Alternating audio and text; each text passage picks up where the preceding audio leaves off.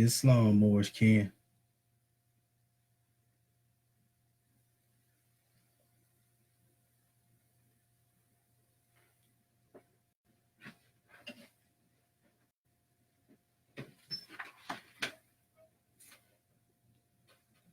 I think that's Sister Nefertitert.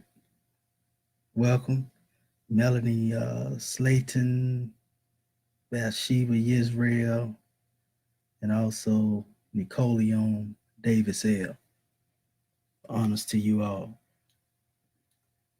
I'm just getting ready to set the record straight on a particular measure here, but all are welcome. We don't do nothing in secrecy. We pretty much keep it clean and pure for everybody to be able to get a drawing off of.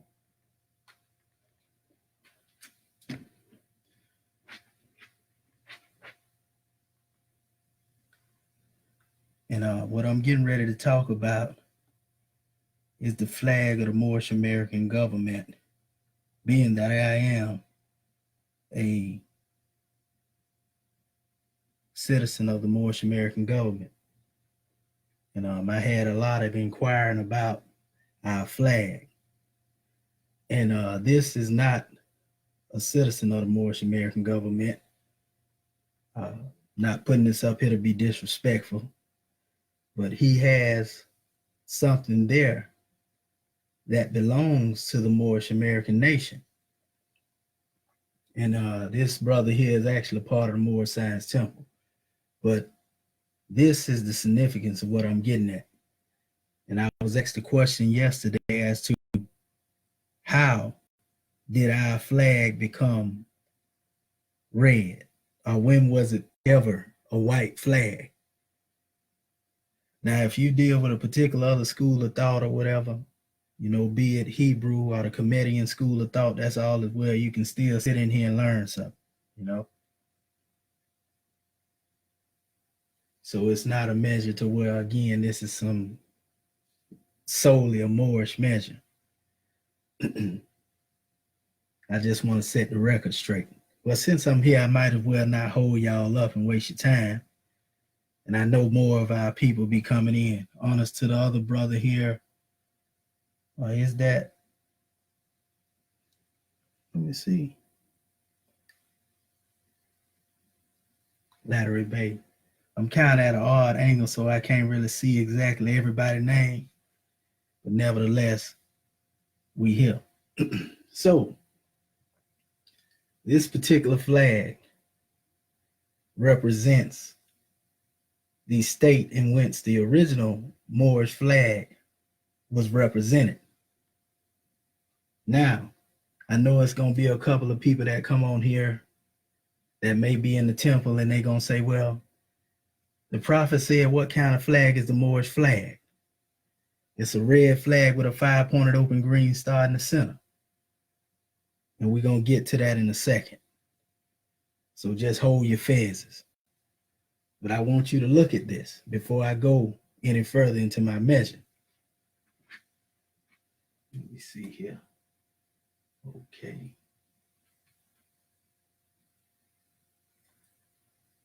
All right, this is what we want to get at. You probably can't see this that good. But what this is actually an oval shape at the end of this particular flag, if you can't see it, if the light is kind of casting on you. Nevertheless, it's a white flag. This is the first flag that was ever hoisted by any nation of people. And I'm going to show you where the origin of the flag or the banner originated at, because there were no flags outside of the banners originating in a certain or particular region.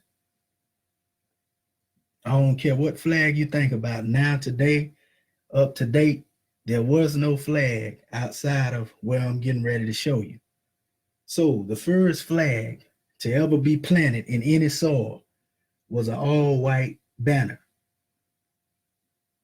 Now, this is special expression outside of race, outside of nationality, or anything. If you know anything about spirituality, then you know that white has always been symbolic to a spiritual elevation or purity. Nothing to do with nationality again, nothing to do with race. If you go into the Hebrew Israelite way of life, there's a certain measure in relation to dealing with the purity, in relation to dealing with this special color, which is really not a color at all. It's really a representation of light. Okay? If you go into any school of thought, I don't care if it's Buddhism, Hinduism, whatever you want to go into, that color has always been symbolic, especially when it comes to sages, when it comes to masterminds, when it comes to gurus, when it comes to master teachers, rabbis, imams, whatever name you want to give to them, for coming from any path, they were always white clad. If you go into the Piscean records, which many know today as the Bible, if you go into the teachings of the Grand Quran, which many call the Holy Quran, right? All of these prophets and the saints who came on the manifest clothed themselves in white. And that's why the very first banner that ever came on the manifest was a plain snow white banner. You see? And it is for this reason, in the teachings of our science along the line of dealing with Moors, we say white mean purity, purity mean God, God mean the ruler of the land. And that ain't got nothing to do with no white man, because we don't believe a white man or a black man exists. It's talking about spirit man, right? When you go into chapter 1 of the Moorish Holy Quran, it states, you know, that if you go into the knowledge of it, you understand that time never was when man was not. In other words, you always existed, not in the physical form per se, but the true man is the spirit man anyway, right? This is ancient Comedian teaching. You can see this in the Hebrew teaching. You can, and I know this because I studied these teachings. You can find this in every other teaching you would think of, which we call the lofty teachings of every way of life. You'll find this same teaching, regardless of what terminology they chose to use in a particular school of thought. It has always been the same. Spirit man has existed from the beginning. Read the book of Proverbs, in the book of Psalms, and so forth and so on. Even at those levels, if one has a knowledge, they can see that man was on the manifest from the very beginning. He existed with the Creator in spirit form. In the Moorish Holy Quran, we call this spirit clothed with soul made in the form of Allah, right? In the Hebrew, they say ruh. In the Arabic, they say ruh. You see? And the similarity between the expression has to do with the closeness as it relates to Abraham's seeds. You see? But nevertheless, white means purity, purity means God, and God means the ruler of the land. Do not equate this with no white man, because he don't exist in my book. So don't get it twisted. Nor do a black man exist in my book. Either you have a nationality or you don't. Ain't no in-betweens about it. You see? So that's one point I want to make.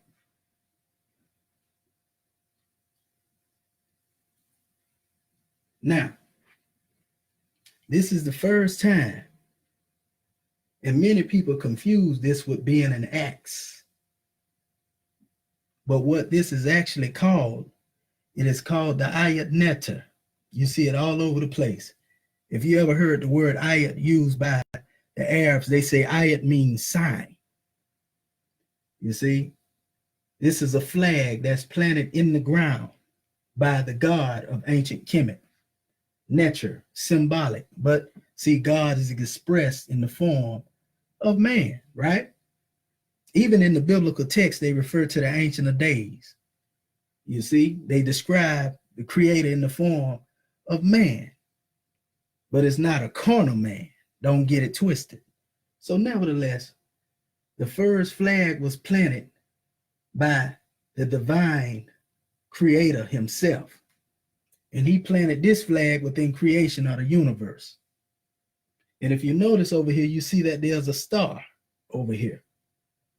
This star right here. That same star symbolizes man, as we already know. The top point will represent his head, the other two his arms, and the other representation of his leg.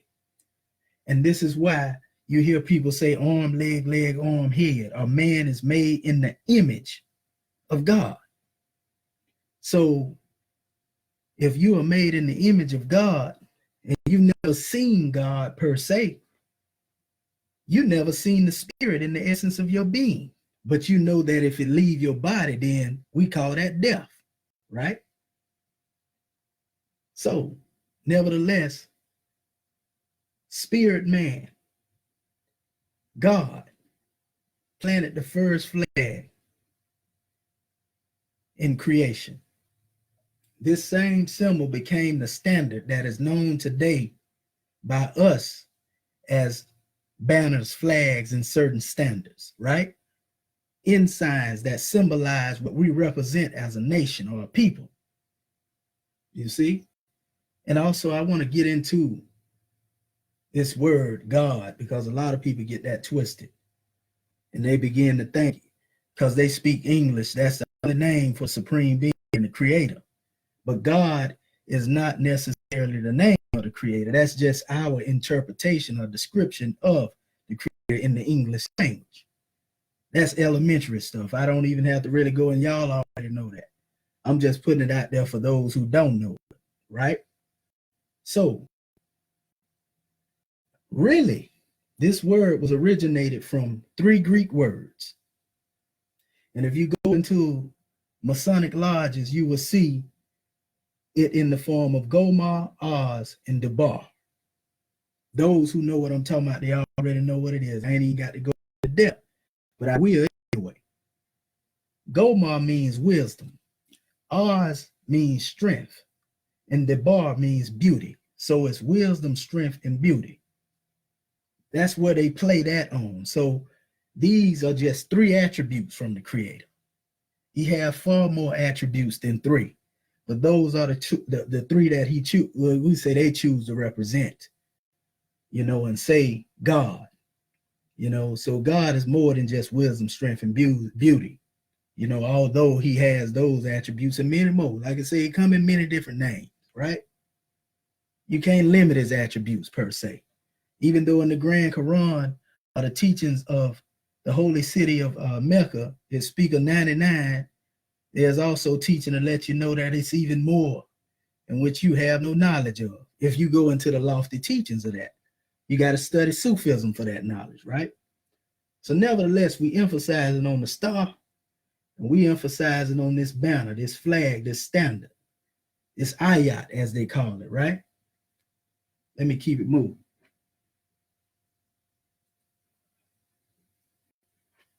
In this particular area here, you can see where the star, as if it is being planted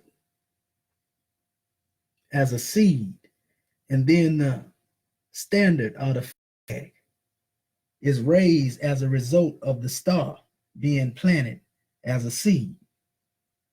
And this is symbolic to man. When you planted man into the soil of soul, in other words, the creator, when he planted man into the soil of soul of universe, man himself became the standard, which would represent all life, divine reality.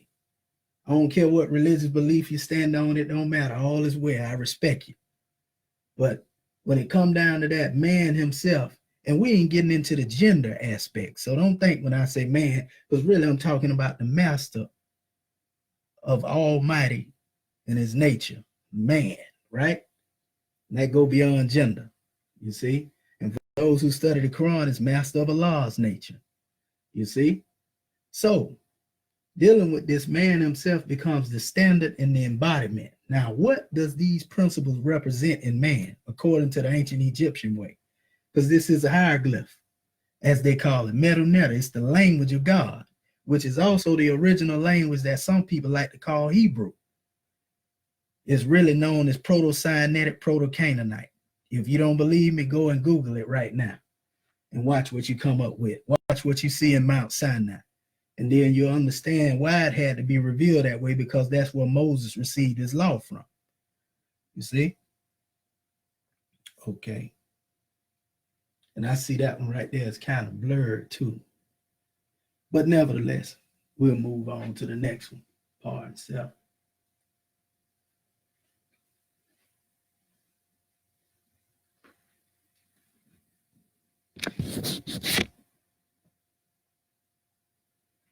Let me see here.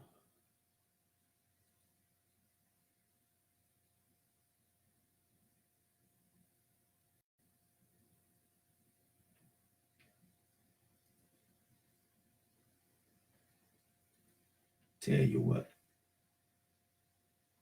we'll do it this way because that backlight killing me.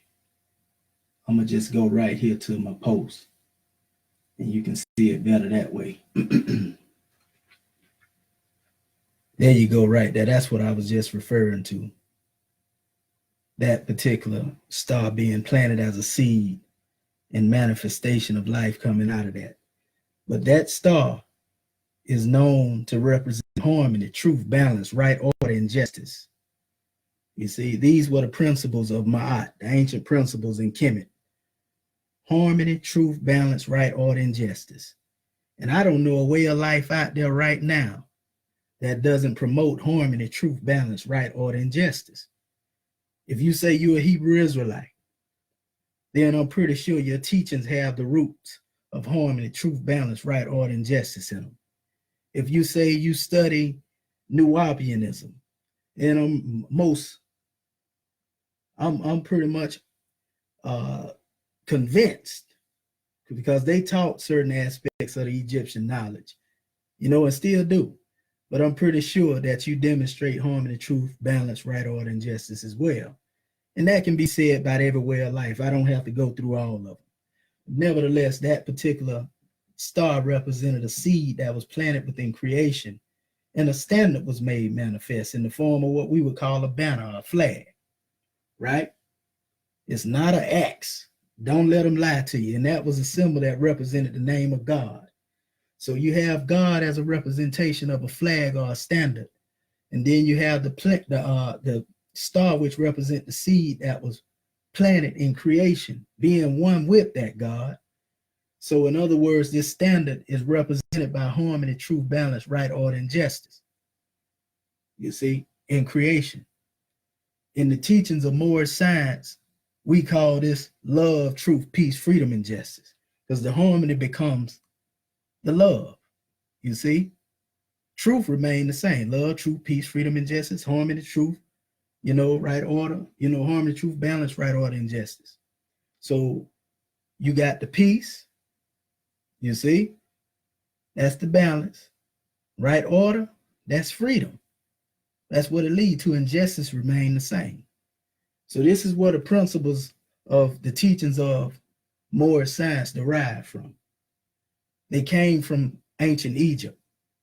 Prophet Noble Drew Ali taught that. And for my Hebrew Israelite family out there who have something that, they might have against Egypt because they may have been taught a particular way, I would say this: those who oppressed the Israelites were the same people who oppressed the original Kemites.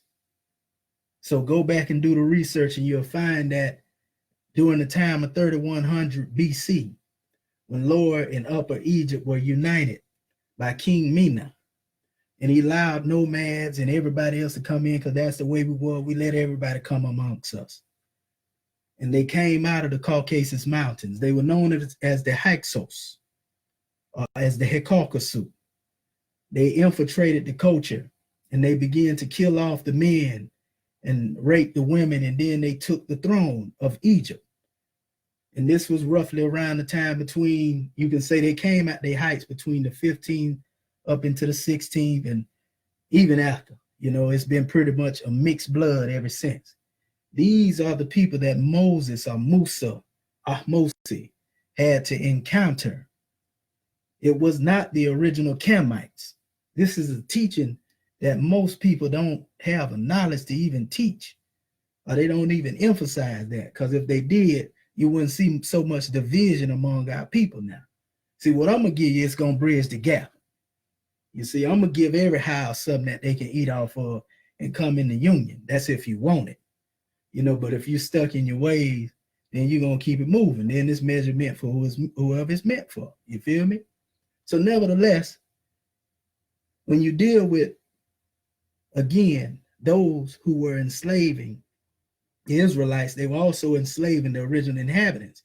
And if you go into the biblical text, there's even a mention of this, and it was said that it will be a punishment brought to the people of the land of Kemet, but they will be brought out. They also will be sent a redeemer.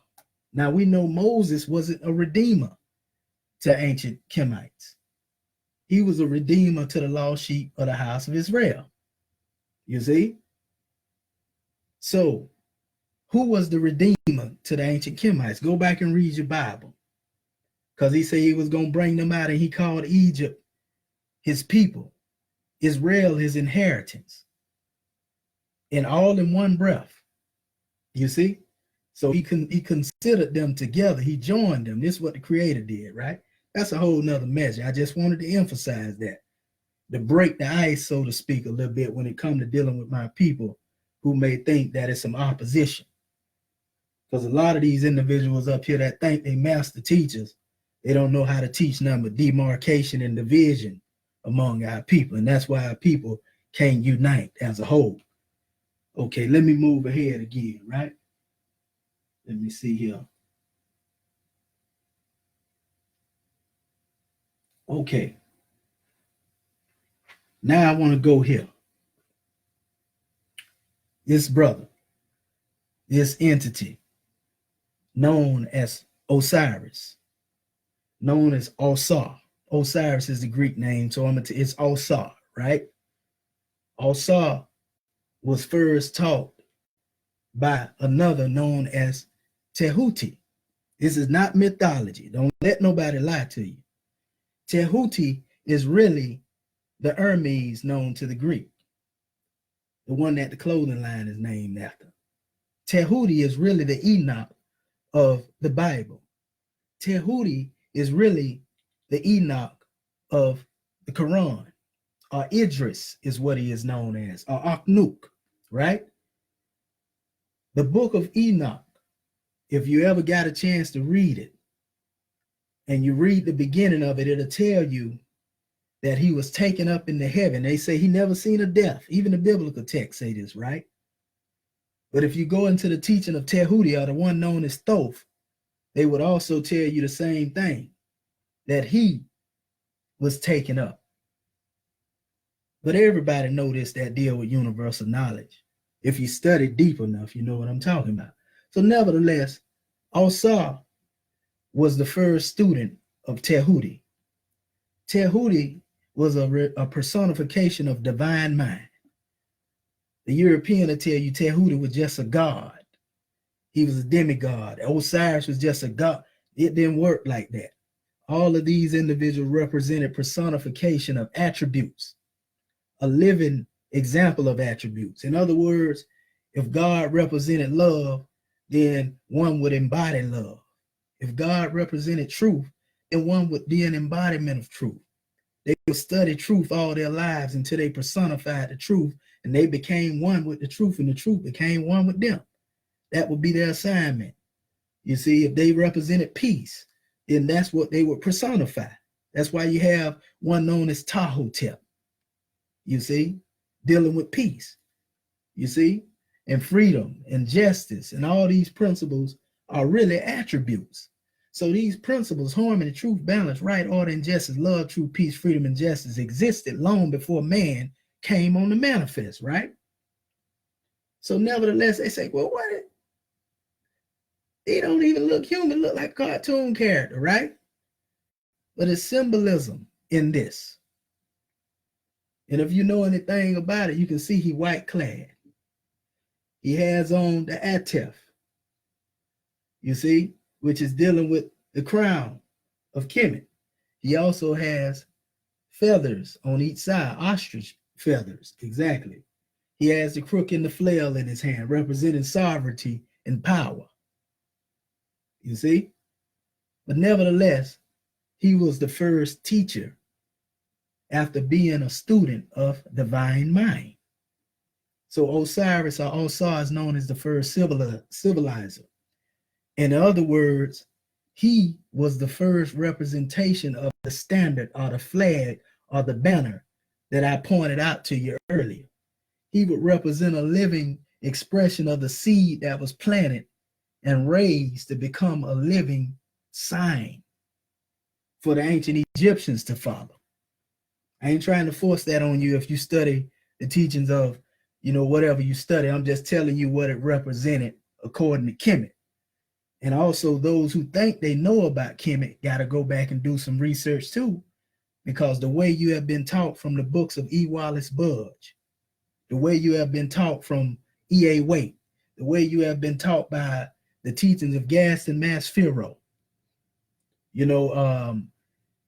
Adolf Ehrman, whatever you can think of when it comes to a European teaching you about Kemet. If you so call yourself a chematologist or your master teacher a chematologist, if his teachings are based solely off of their works without doing his own research, then you need to go and do your own research. You need to go do your own study, you see, because you got to give everything that the European brought back to him. It's time for you to take the pen in your possession and write your own history. Stop depending on somebody else to give you history and write that history for yourself. You see, and especially you ain't got no business arguing with each other about history that they wrote. Write the history, correct the history. You see? Hold up, give me a second. It's okay. So,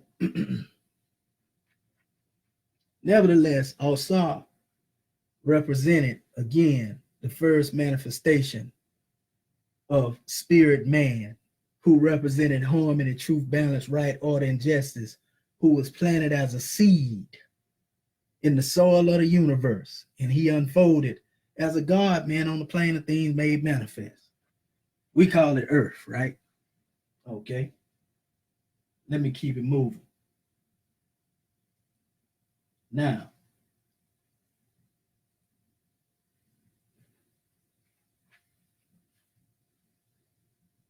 this is the main issue right here, and I was pointing this out. You seen a flag similar to this in the background of the brother I pointed out earlier. And this is what the fuss about. So one asked me, he said, well, show me when the flag of the Moors was ever white. Now, I just showed you the first flag that's in the land that was used in the land. It was just a plain white banner. But as I told you, the star represented man. The principles represented man. So the land that is known as Morocco today was really known as the land of Moab, inhabited by the ancient Moabites in ancient time. In ancient Hamidian language, they are known as the Mu'abba, which has to do with the land of the Father, right? So, holy land of the Father, so to speak. So those who are in present day Morocco, they are descendants of the Moabites. That's if they are of that bloodline, because the Zionists have actually also infiltrated and exiled a lot of the original ones who came from that line. So a lot of the Moors that are in the temple, no disrespect to our brothers and sisters, if they don't know better, notice I say if they don't know better, I ain't talking about everybody, they think that they are Moroccans. And you are not a Moroccan. You see, it's a difference between Moroccan and Moorish. You can call the embassy right now and they'll let you know that quick. But nevertheless, this is one of the flags that they created from the star that we gave them. When I say we, I'm saying the ancient Moabites gave them the star. It was passed down. In other words, from this point on, their banners became seeded with the principles. But if you ask them today what the star represents over there in the East, they'll tell you it represents the 5 pillars of Islam. They can't take you no further than that. They won't say nothing about no love, truth, peace, freedom, and justice, right? So we see this stage. So the question was, how did this flag, or when did this flag turn from white to red? Now you notice it's a little red in there, right?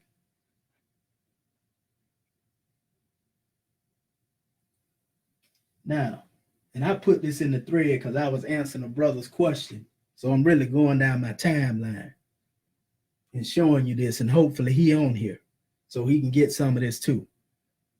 So if you notice, this is another flag, and it's very important that you see the difference between these flags, but you see that star still there, right? Same green star. Green represents life. Green represents fertility. You see Osiris, when I showed you a picture of him, his likeness was of that of green. That was symbolic to fertility and life, right? Life often renews itself through the seasons, right? So this represents the cycle of what a lot of people like to call, karma.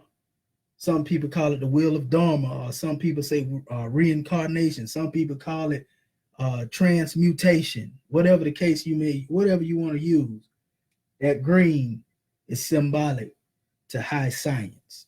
And that's why the green is there. You see? Symbolic to flesh divine. We'll put it that way. So nevertheless, you see the red here on the background of this white. I'm going to go again. Right? This is another one. This is another flag from the country that's presently called Morocco. This flag too has white in it, but notice how the red is closing in, so forth and so on, right? These are all flags of the same people, but they change at different times, right? Okay, seated with the same principles, that same star that I talked about earlier, and contrary to popular belief, it ain't got nothing to do with Satanism. That's foolery. I'm going to show you what a Satanism come in a minute. That ain't got nothing to do with Satanism right there. Anytime you see an upright, pentagram, that's dealing with a representation of a divine man, divine entity. It's called the Seal of Solomon, right? Okay, 72 degrees between each point, and 72 degrees times 5, we know it's 360 degrees. Let's go a little further. Okay. So now we have it from the same people, right? This flag is fully red. Now the brothers say, where's your proof to prove that this flag was turned blood red? I never said nothing about no flag being dipped in blood and all that right there, but that was, I don't know where you got that from, but nevertheless, you see the flag is now fully red. But do you see the changes that it went through? I want to give you some insight on the changes. The insight on the changes have to do with vexiology. If you know anything about vexiology, vexiology is dealing with the study of flags. So when you study a flag has a descent nature. It has a lineage, so to speak. A flag can always be traced by means of history. Just like we changed over time in our physical makeup, flags change over time. And that's what you've seen. You've seen a plain white banner coming on the manifest. Then you've seen the star come straight from Kemet or Egypt. And now you see that star in the present time used by Morocco. Now, mind you, Prophet Noble Drew Ali said, when they asked him, the question was, how old is our flag?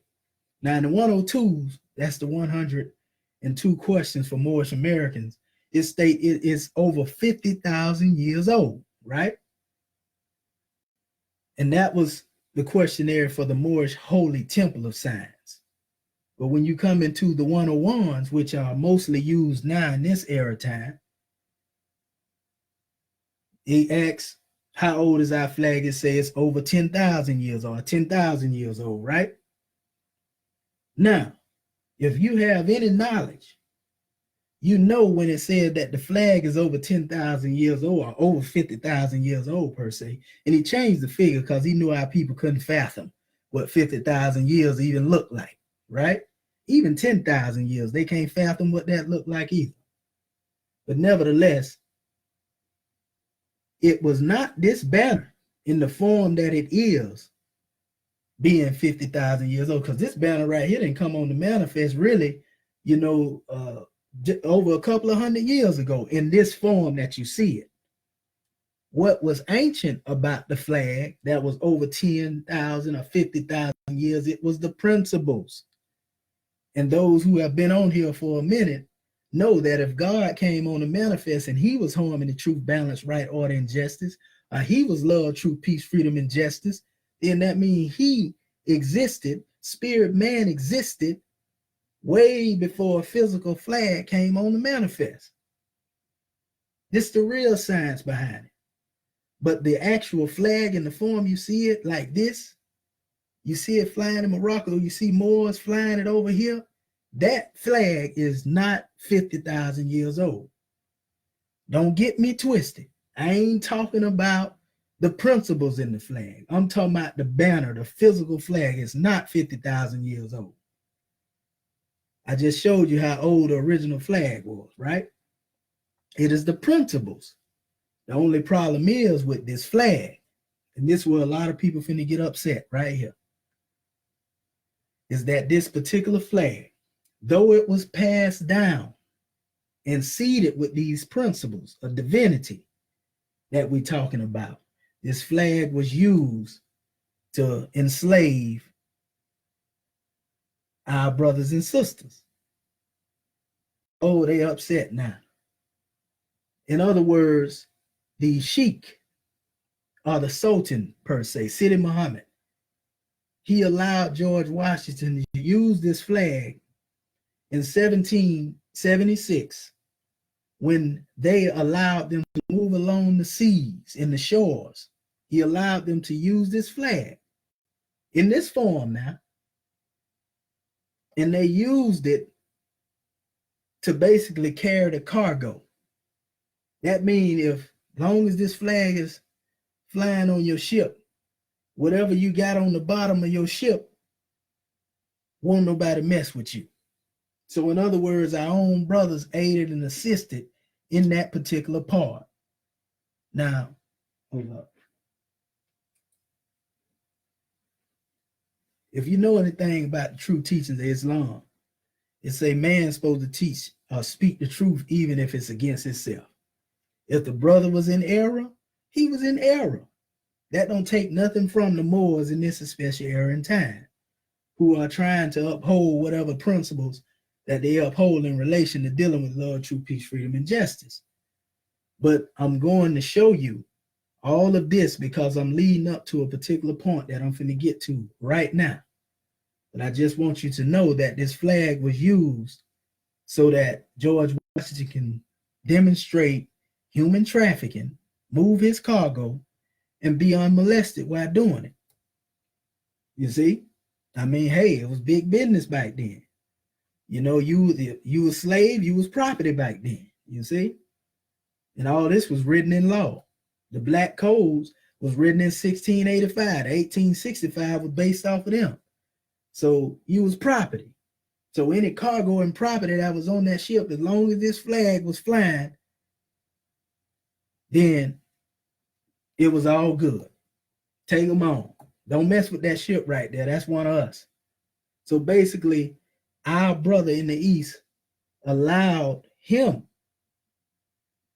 to basically utilize a banner that represented purity in the beginning, that represented love, truth, peace, freedom, and justice in the beginning, and he allowed him to use it as a fig leaf in human trafficking. So we call that aid and abetting in this especially era and time. We're going to speak the truth. So what happened as a result of him using that flag that way? I'm going to show you what happened.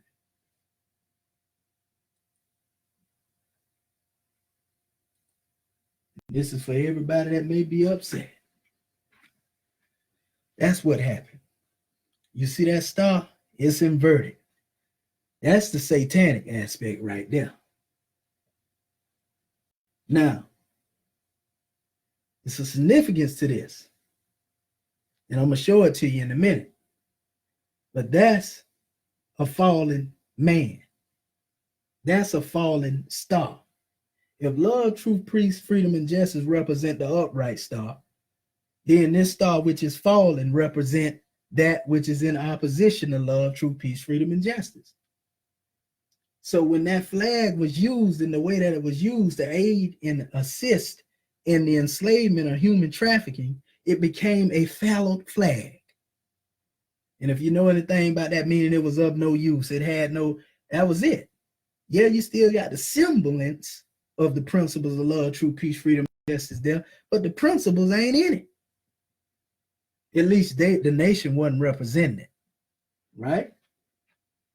So that brings me to this point right here.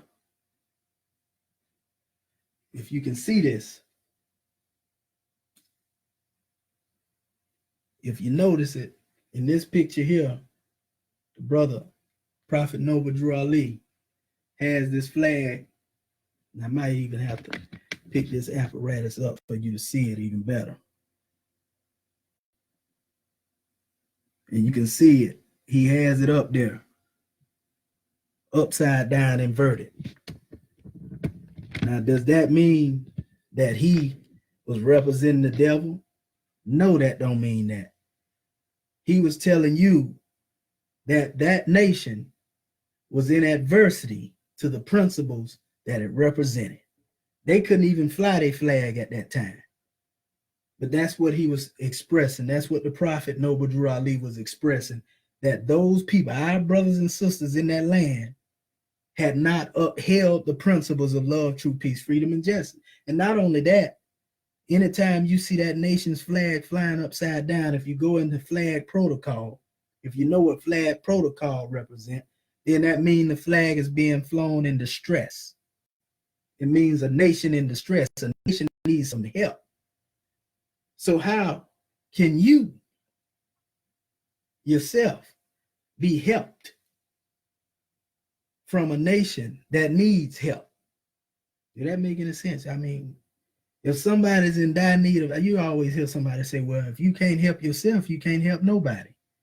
So how can the Moroccan people of this era time help you if they can't help themselves, right?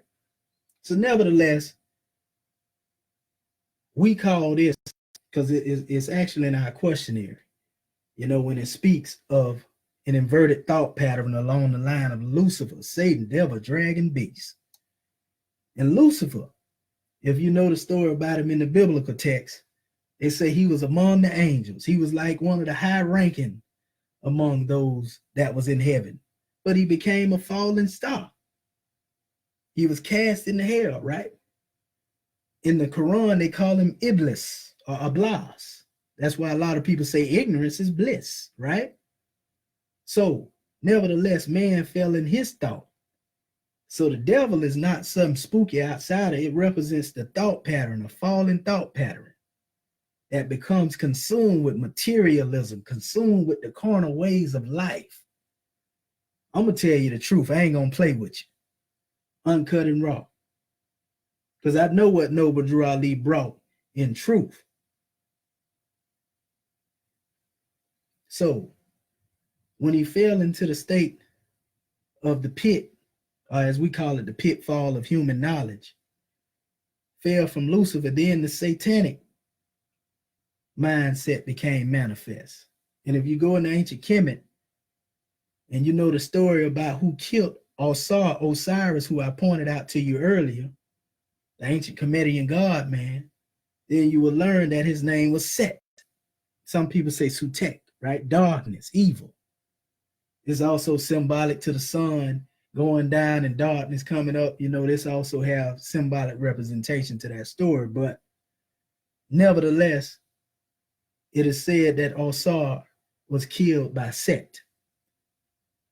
So Lucifer, being a light being, fall into the state, human mind falling into a state, you know, of what we call instability, inconstancy, misery. We call them the five folds of man. I'll put it there. That's just some of them. So nevertheless, falling into that state, you go into satanic ways, and Set of ancient Kemet really goes back to one being set in their ways. So regardless of somebody trying to tell you the truth, they're trying to show you the truth, they're trying to direct you toward the way, they're trying to direct you toward righteousness, they're trying to direct you to the higher self, but you so set in your ways to where you rather demonstrate in the lower self, which are the teachings according to Prophet Noble Drew Ali. He said the lower self breeds hatred, lewdness, slander, murder, and everything that harms. You see? When you get sought in your ways, you don't like when somebody tell the truth. I kill that nigga. That's why a lot of our leadership got took off the count. Hatred from our own people, hatred from the oppressor, hatred. That's that set mentality, that Setian. They got one brother out here that divided the whole community. What was it? Sarasutan Seti. Right? So when you go a little further than that, and you see that this deals with the inverted thought pattern, Lucifer, the fallen star, man falling in his thought, set in his ways, Lucifer, Satan, and what were the devil? That's the next one. Now, when you look at that word devil, you can actually put it around the star in the fallen state, right? But in all actuality, if you take the D off the front and put it on the end, it says lived. Past tense, right? Meaning he once lived. He lived in the past. So if he lived in the past, then he must be dead now. Because that's what happened. You become mentally dead. You heard our Prophet Noble Drew Ali say black, according to science, mean death. He wasn't talking about your skin color, because we ain't black by skin. We brown all types of shades, right? He was talking about that dark mind. That dark mind lead to death. He was talking about them black codes that the European had us under and still got us under. Black according to science. What type of science? Mean death. You see? So, going to the lived aspect, man, you can do so much with that word devil. It's ridiculous. If you take the word off, the D off, and now you got vile. All the way down to ill and everything else. It's just crazy, but it's bad. So it also represents the different symptoms. If you diagnose the mind of our people or the state of being that they're in. So the devil is not a being outside of itself. It has the ability to manifest itself in you when you don't have a knowledge of who you are. And that's why in ancient Kemet it was taught when you first walked into a school to be taught to master yourself, because self-mastery was the teaching. It says, know thyself. So when Noble Drew Ali went to Egypt and he was initiated into those mysteries and he brought the teaching back, the first thing in our literature, when you open the book up, it says, know thyself and thy father God Allah. And a lot of people don't know that word Allah is not just Arabic. If you go into what a lot of people like to call Hebrew, you'll see the same name there. If you go into the ancient Comedian teaching, you'll see the same name, Allah, there. There's a triangle, a connection between what people call Hebrew and what they call Arabic and what they call Medu Neter, because it's really all coming from the root of the same language.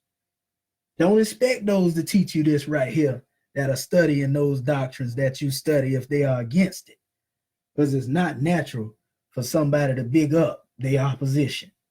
As a matter of fact, their education, the very nature of it, won't allow them to, because they haven't been taught what I'm teaching now.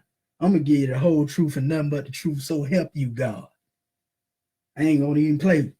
Now, what you do with the truth after I put it out here, then that's on you, right? So nevertheless, you got Lucifer, Satan, devil. Now, what's the next one? Dragon. So after you done went through all them different changes in your thought pattern in a fallen state, the dragon is the most deadliest of them all. Because dragon, when you go into it, you remember the brother up there from New York, he used to rap, they call him Drag On, right? But if you think about that dragging and drag you on down into the bottomless pit of your ignorance, drag you on down into the bottomless pit of a hellacious condition that you created, drag you on down into the state of basically being somebody else's walk mat. I know it hurt, but I'm speaking hard truth. We got to be uncut, blood raw when we bring it on the manifest. Ain't no need in playtime over. Yeah. So if you allow yourself to go through this stage, then you're being dragged into a pit, a bottomless pit. So who is the real Lucifer? Fallen man in his thought pattern. It ain't no in between. You think it's strange that God represent the higher self, and when somebody express a dog is symbolic to, oh, this is one of the lowest creatures on earth, even though some people say, well, that's man's best friend. How is it possible to reverse the name God and then you get dog? And it's not strange that when you go in the underworld of ancient Kemet, Anubis or Anpu has the head of a jackal, which is known as the ancient expression of a dog, tormenting the hell out of those who have fallen into this hellacious condition. But let me go into another measure, and this is the last one. So now you got Lucifer, Satan, devil, dragon. Now you got beast. What does the beast represent? You hear people say it all the time, the young generation, I'm in beast mode. I'm going ham on these. You know what I'm talking about? So it's a good thing to be beast mode, right? Oh, it's a badge of honor. I'm a beast. I'm a savage. That's how they say it, right? That's how we've been taught. We've been taught that the savage life is the true way to live. So we know when we have went to that state, we pretty much all the way out there. You're out there. You're out there. And all us done been there. So don't think I ain't up here preaching to you either. You see?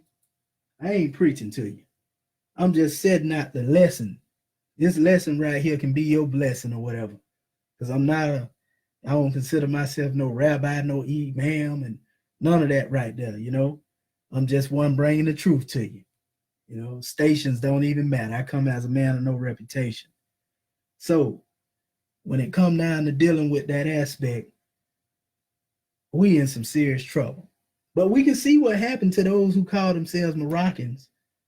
And when the brother, the sheik, the brother Sidi Muhammad, our brother, he's still our brother. He did some very bad things, and it led to where you see Morocco right now today. So guess what? You got a lot of Moors that get out here and they like to try to challenge the authority of the European, talking about, you ain't got no jurisdiction over me. I invoke my Moroccan treaty. Now, let me ask you this question. So first, we know slaves don't write treaties. Prophet Noble Drew Ali said that 1775 and 1865, between that time, was during the time of slavery.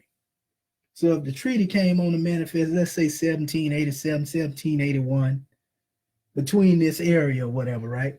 Wouldn't that be between the time period that Prophet Noble Drew Ali referred to as a time of slavery? One, you a slave at that time. So how can you write a treaty with anybody when you was a slave? I know a lot of people mad, but I'm going to get a truth for what it is. Hate it or love it. Go do the research. And not only that, let's go a little deeper.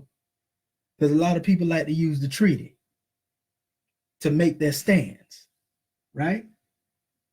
But how can you enforce a treaty when there's no longer a sultanate that exists in the Islamic world? Nowhere. Yeah, you have those who may be called a sultan of scholarship, a sultan of the light in these different mystic societies and organizations.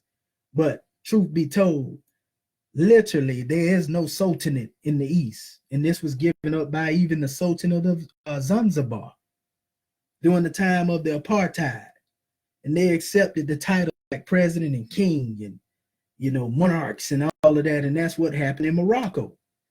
Only title over there now is king, and you know, all these types of things. Prince. Same titles that you hear in the West and in England, because it was the British, you know, and the Romans who went over there and pretty much implemented all this stuff over there. But really, it's the Zionists that really got hold of Morocco more than anything. That's a whole nother measure. I don't care to go into it right now. I can tell you this: people that's there now are not the descendants. Most of them are the original people, because the ones that were there, they done been exiled. It may be a handful of them, but a lot of those are over here now, calling themselves Moroccan Americans.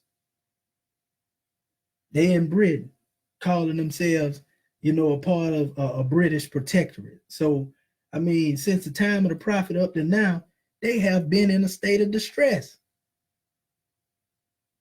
And you think of the game, I can show you numerous pictures up here with them Moroccans flying that flag the same way Prophet Noble Drew Ali got it, upside down. You don't never see them flying it upright most of the time, because they're a nation in distress. So a lot of our Moorish kin say, well, that's our flag. We need to claim it back.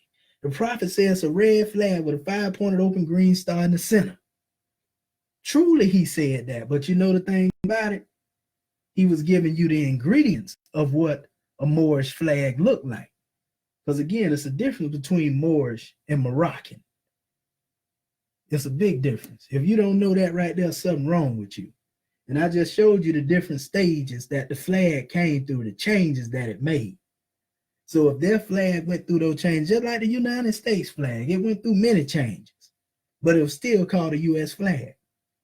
So when Prophet Noble Drew Ali said that what kind of flag is the Moorish flag, it's a red flag with a 5-pointed open green star in the center. Our ancestors gave them that banner in the beginning, but due to the events that took place and the way it was used, it became fallow.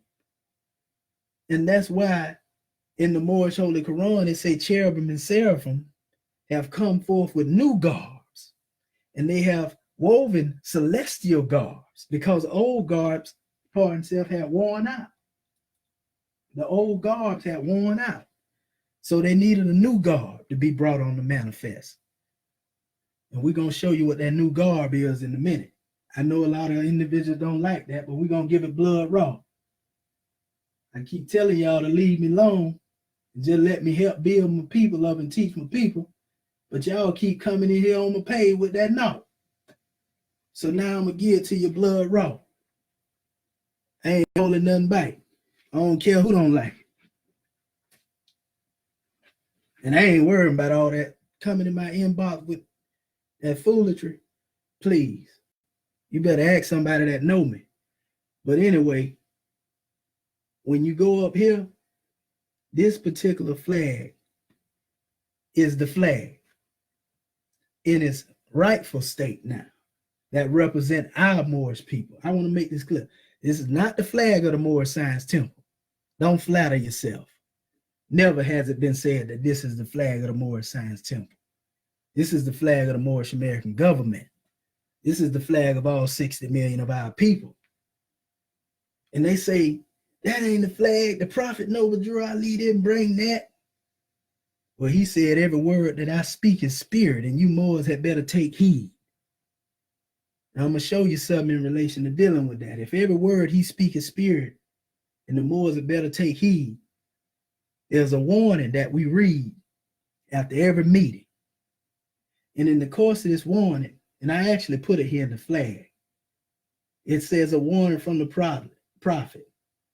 You know, but in this particular measure, after all the warning is done, it says failure to obey these orders will be a severe consequence, right? He said, we are for love, truth, peace, freedom, right? And he said, when these principles are violated, justice must take its course. 360 degrees. When them 5 principles violated, justice must take its course. He said that.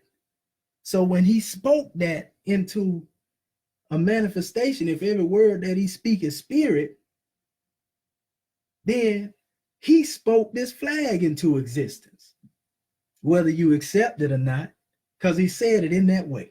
We are for love, truth, peace, freedom. And when these principles are violated, justice must take its course. So now, where did this symbol come from? Because it's still a red flag with a 5-pointed open star in the center of the circle, basically. It's still the same banner. Actually, he redeemed, if you will, the principles of the banner. Let me show you where it comes from, because they don't like that. Tired of playing with you individuals out here, playing with the people, fleecing the people. Now, this is the main issue here. And also, you got to remember, it said that the wheel of time has turned once more, and the race is on a higher plane of thought. The garments that our Father have wore have given out. And that's why the cherubim and seraphim had to weave this celestial cloth. You see? And he placed it into the hands of a man of this special era and time. The hand is symbolic to the mind due to its ability to shape, to mold, to grasp, to obtain. So he placed this into the mind of a man in this special era of time. And that man is none other than Dr. Akhenaten Pert M. Heru Tutankhamun Bey. A lot of brothers know him as Pleasant Bey. Yeah, I said it. I bet you won't touch it. Okay. So when it come down to dealing with this demonstration right here, you see the symbol.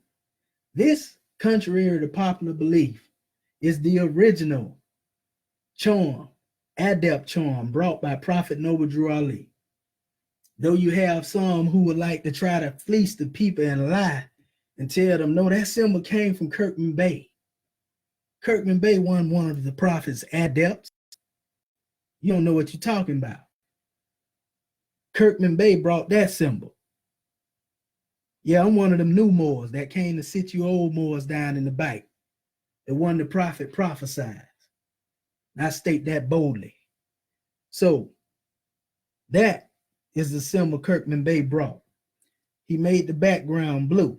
And the reason why he did that, because when he established his 1934 portion, he had to do that so he wouldn't be sued by the original body.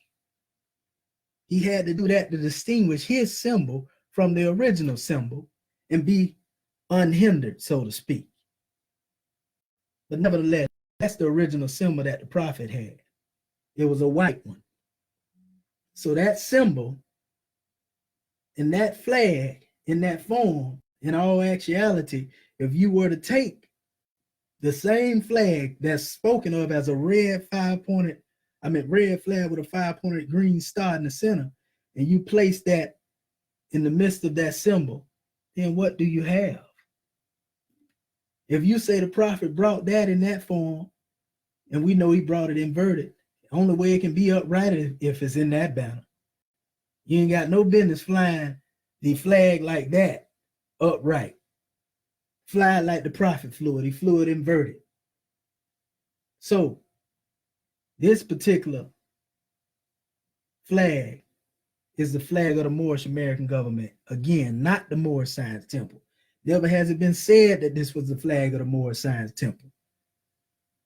This is the flag of all 60 million of our people, and nor is this a flag of a Masonic order or Shriners organization. The scimitar is indigenous to the Moors land. It's the symbol of the ancient Sabians. If you don't know about the Sabians, you talk about the people who descended from the line of Sheba or Seba, mentioned in the biblical text, are the people of Saba mentioned in the Holy Quran. And the scimitar is not a symbol of war. It ain't got nothing to do with you beheading somebody after Jumu'ah on Friday because they didn't do what you wanted them to do. This scimitar represents justice Because if man himself represent the principles, then justice is suspended in divinity in his thinking apparatus, in his mind. So the sword or scimitar is symbolic to consciousness. That's why you see it there. Ain't got nothing to do with war. And it's 3 degrees to this sword.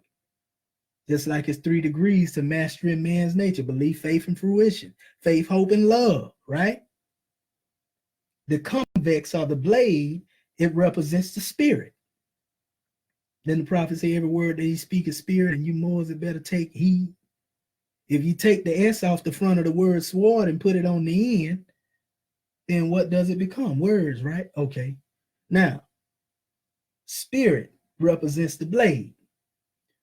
This guard that you see here, separating the blade from the barrel. The guard represents the prophets, the angels, the masterminds, the master teachers, the adepts, the saints, divine ministers, divine men, whatever you want to call it, divine mind. Nevertheless, the barrel or the handle that you hold on to, that particular handle that you hold on to, is the most trustworthy handhold that never breaks. And that's God himself. Now, can you grasp that with your mind?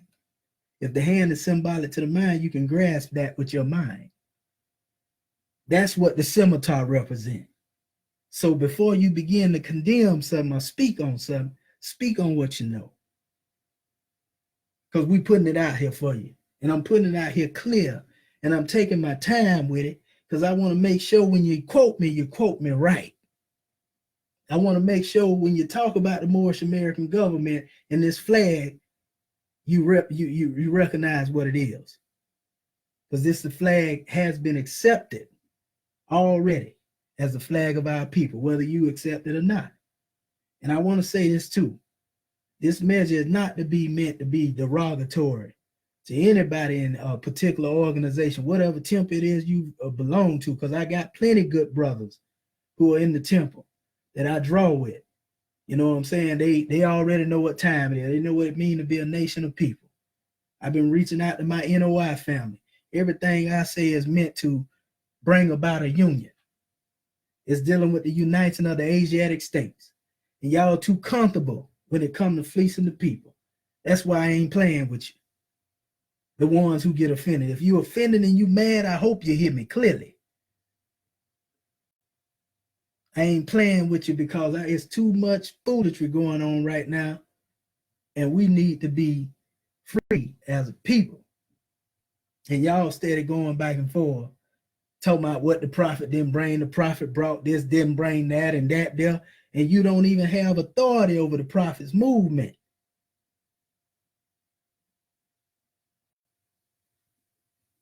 I stand on what I stand on, and it is what it is. I don't care nothing about nothing else nobody talking about that's disrespectful.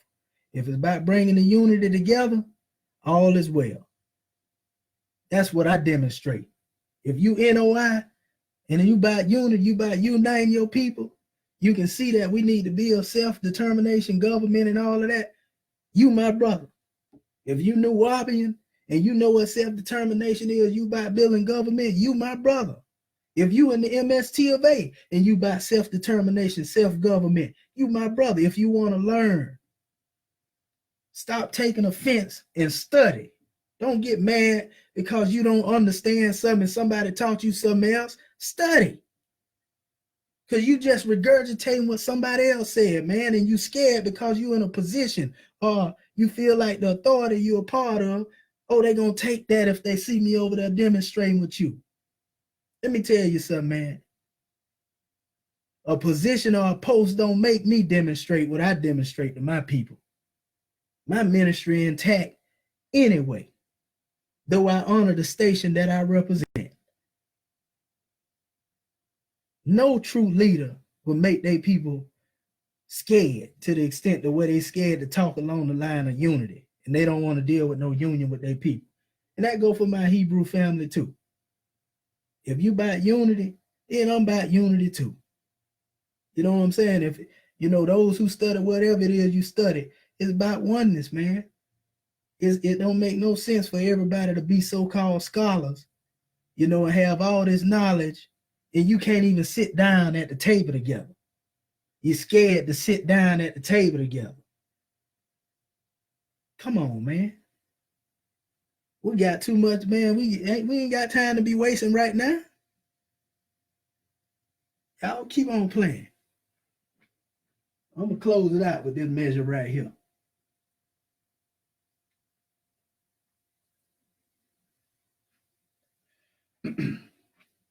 That's the question that was asked in our questionnaire. Same question the brother asked. Now that I took you through that, this is how it's demonstrated. When did the Moorish flag change from pure white to red? When it reached the rate of the atmosphere. You know what that means? When it reached the rate of the atmosphere? You know what that means, right? When it says when it reached the rate of the atmosphere. In other words, when man's thought pattern came from a heavenly realm and it went into an earthly realm, so to speak. And I pulled this up right here just so that we can make it all plain and clear. Because you got a lot of people want to argue about this. That same medallion that the prophet got on the 7 side right there is that same medallion with the scimitar on the other side. He has another medallion in another picture where he's standing up with his hand on a book. That's a medallion that has a crescent and star on it. But that is not the other side of that other medallion. So it was 2 sets of medallions. It was this one, and then it was the one that had the crescent that was by itself. And it's bigger than that medallion if you look at the pictures. You see, anything else beyond that is hearsay. Anything else beyond that is hearsay. You can say the prophet didn't demonstrate that. I'm showing it to you right here. And that's where ours was birthed from. You see, the prophet made the ugliness footstool.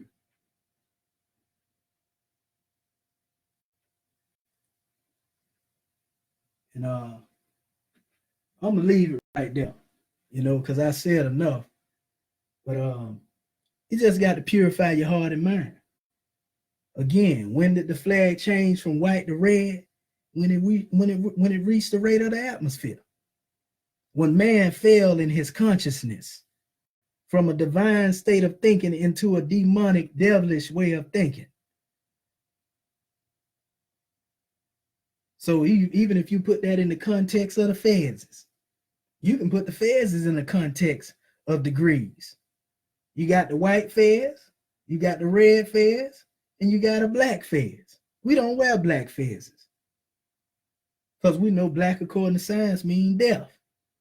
But those who wear them say, well, I'm a deaf angel because I wear a black phase. Okay, more power to you if that's what you do. You know what I'm talking about? But the original fez was a white fez, and it was the white fez that fell into the blood during the time of war. And it became red, so to speak. And that basically was representation of honor and all of that, because those among our people had lost their lives and everything, bloodshed and so forth and so on. So the red fez became a measure in memory of that. And it's a lot of deeper science to the fez than just that. I'm talking about from the tassels and what they represent to the, the inside of the fez, to the different degrees of the fez, that's a whole nother measure. But the fez, if you go through the colors from white to red, they got the black demonstration on the manifest. So if you demonstrating hatred toward your brother, you're really demonstrating black fez degrees. If you demonstrating the higher self, you demonstrating white fez degrees. You see what I'm saying? It ain't what's on your head, it's what's in your head that matter. And I'm gonna leave you with that right there. Now, leave me alone and let me teach my people. And you ain't got to worry about me coming off on this measure like this right here, because it's gonna get worse. You're gonna make me go into the archives and really pull things out. Either get in line and get on the manifest and unite, or it is what it is. All that extra demonstration and, I'm a gangster mo and all that right there. I'm going to say this right here. I'm a pure man. But I'm upright, independent, and fearless. I'm going to put it in that way. I'm going to leave it like that right there. And trust me, I stand on anything I say. in person as well. Ain't no laying down with me. You can't put me in a state of box of fear to the extent of where I'm going, oh my God, that mean I made you my slave master. You better ask somebody that know me. But I'm gonna leave it like that right there. But anyway, it's about love, babe. Boys, man, babies need to learn this stuff here that we teach. Babies need to be taught, the truth at an early age. Stop hiding it from your people. Because the babies, if they don't learn it while they're young, then they're going to come through the same cycle of ignorance that we came through.